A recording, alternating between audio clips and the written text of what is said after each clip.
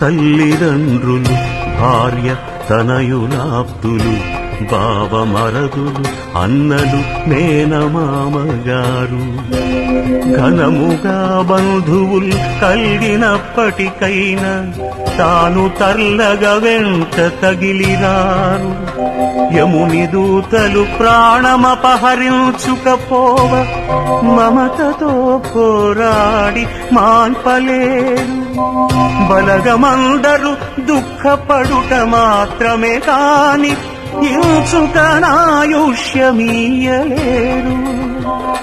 చుట్టముల మీది భ్రమదీసి చూరబెట్టి సంతతము మిమ్మునమ్ముట సార్థకంబు. భూషణ వికాస శ్రీధర్మపుర నివాస, దుష్ట సంహార నరసింహ దురిత దూరా.